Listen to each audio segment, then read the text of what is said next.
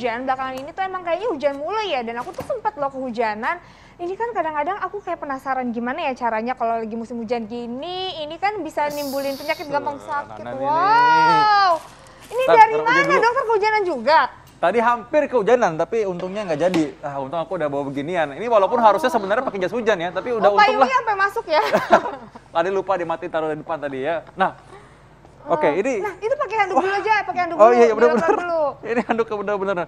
Pas banget nih, nggak boleh basah ya memang ya, bener sih ya, nggak boleh basah bener.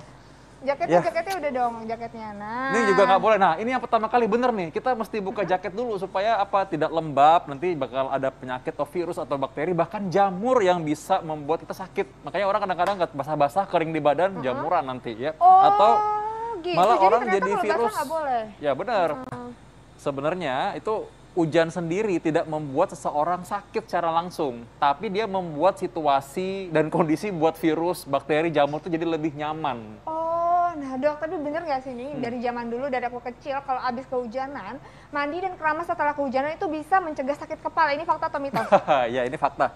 Karena kenapa? Yes, karena sebenarnya gini, secara langsung bukan berarti tadi, sekali lagi bukan hujan yang membuat itu, dan bukan keramas yang menyembuhkan sakit kepalanya, tapi dia membuat kembali lagi bahwa ini kelembapan di tubuh, terus yang tadi kotor-kotor, yang ada kuman, bakteri ada di tubuh kita tuh diluruhkan semua, dilarutkan. Jadi karena itu bisa lebih bersih buat orangnya. Nah, itu jadi mencegah sakit kepala, ya. Benar, dia mengembalikan suhu tubuh kita kembali. Karena ketika kehujanan itu suhu tubuh kita tuh jadi kembali menjadi kacau. Karena soalnya kita jadi lebih dingin dan kita berusaha untuk memanaskan kembali suhu kita. Nah itu dia masalahnya. Jadi ternyata kita tuh suka kalau habis kehujanan tuh sakit, itu biasanya kadang-kadang kita nggak tahu kayak penanganannya harus gimana habis kehujanan ya. Nah tadi kan harus mandi, harus keramas. Nah bener nggak sih dok kalau kita tuh harus ngolesin minyak gosok supaya tubuh kita hangat pasca kehujanan? Ini fakta atau mitos? Yes benar, itu optional. Ini fakta, ini bisa menjadi opsi. Kenapa? Karena kalau kita membuat tubuh kita kembali hangat, tubuh kita kembali men-setting ulang temperaturnya. Ini fakta. Jadi karena itu, kalau kita memang habis kehujanan, kedinginan, bukan hujannya yang menyebabkan sakit, tapi kondisi tubuh kita yang dalam keadaan temperaturnya itu kurang baik, sehingga itu nyaman buat virus ataupun bakteri atau jamur yang membuat kita semakin gampang sakit. Itu masalahnya. Jadi ini bisa kalau kita balurin ke tubuh kita ya. Nah dok, tapi ini apa aja sih nih yang bisa kita antisipasi nih atau kita lakukan setelah kehujanan supaya kita nggak sakit setelah itu? Iya, tadi nggak kebasahan rambutnya, udah pergi mandi tadi ya. Lalu terima kasih udah disiapkan ada teh ya. Bener, Baik minuman banget, hangat sama iya, makan makasih makanan banget hangat ya. itu bisa bikin kita rileks setelah kehujanan. Bener nggak sih itu fakta atau Contohnya nih mitos? teh misalnya ya, teh ini punya zat antioksidan, dia juga punya zat antiinflamasi ya pada beberapa teh tertentu ya. Jadi ini bagus nih kalau misalkan kita, ini kok airnya gimana caranya nih? Jadi fakta ya, kalau Fakta misalnya dong. kita habis dari kehujanan, kita tuh bisa Enak banget bikin nih. rileks gitu ya. Kalau Iya, minum lebih minuman rileks. hangat. Yes. Jadi kita bisa menghangatkan tubuh ya pemirsa dengan minum hangat atau makan makanan hangat. Baik banget, Ini saya udah aku siapin bakso. Ini alasan ya. Ini nomor 2. Bener kok, pinter banget sih nyediain bakso pas lagi lapar. Nah jadi kita mengkondisikan tubuh kita supaya siap dengan protein. Karena tubuh kita ketika kehujanan ini sangat rentan dan rapuh terserang penyakit. Jadi secara langsung itu dia membuat tubuh kita itu menjadi lebih rapuh karena jamur, bakteri, dan virus berkembang biak lebih cepat dalam kondisi kita lembab dan kedinginan. Karena itu ya bagus kita memasukkan kalori dan energi supaya kita tetap bisa sehat kembali ya. Pas Jadi banget nih bisa baksonya nih nih. ya, pas ya. Iya dong, ada. Ini, tapi mohon maaf ini deket sama aku, jadi ini buat aku ya. Kok ngasihnya nggak niat? Coba lihatin isinya. Isinya Nah, nih. ada daging, Ada daging. ya ada sayuran, Iya. juga ada tahu. Tahunya kan tadi saya protein juga kan. Nah, memang ini mungkin mie-nya buat Intan aja, saya ambil proteinnya. Ya, Terus kalau misalnya kita udah nih, udah mandi, udah dibalurin minyak hangat, terus udah gitu kita makan dan minum yang hangat-hangat. Itu biasanya ngapain lagi dok? Iya, boleh selain teh hangat tadi bisa campur dengan jahe. Jahe ini juga bagus banget nih.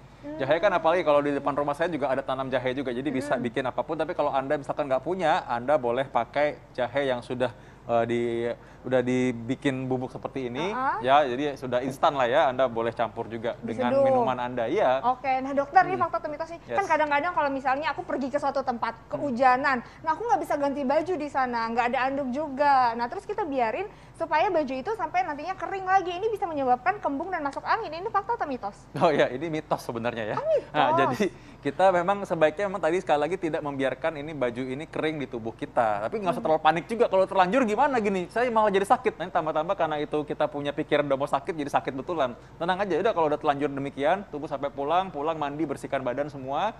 Lalu ya itu hangatkan tubuh kita dengan tadi makan dan minuman yang hangat-hangat. Maka itu harusnya bisa mencegah kita dari sakit. Jadi ingat, bukan hujannya yang bikin sakit, tapi kedinginan dan tubuh kita. Satu lagi tadi sakit kepala ya tadi juga ya, karena dalam tubuh kita, dalam wajah kita dia ada rongga-rongga sebenarnya.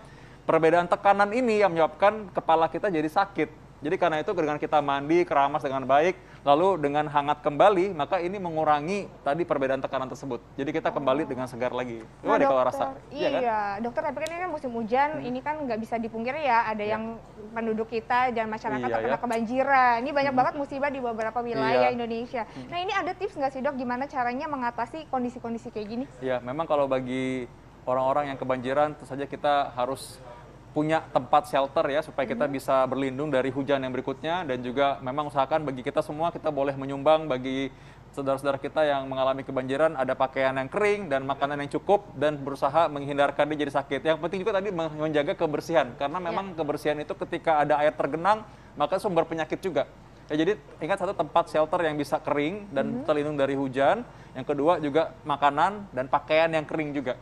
Ya, buat mereka. Tapi dokter, ini kan lagi pandemi ya. Iya. Misalnya kita di rumah ada kebanjiran, rumah kita tergenang. Ini sebaiknya lagi kondisi pandemi kayak gini kita tetap berkumpul di posko atau seperti apa? Atau ada tips-tipsnya nih dokter? Ya benar. Salah satunya adalah itu yang menyebabkan penyakit itu gampang menular. Karena ketika hujan, orang nggak di outdoor, pasti hujan itu kan dalam ruangan. Dalam ruangan pasti mereka dempet-dempetan, sehingga kita dalam jarak napas nih.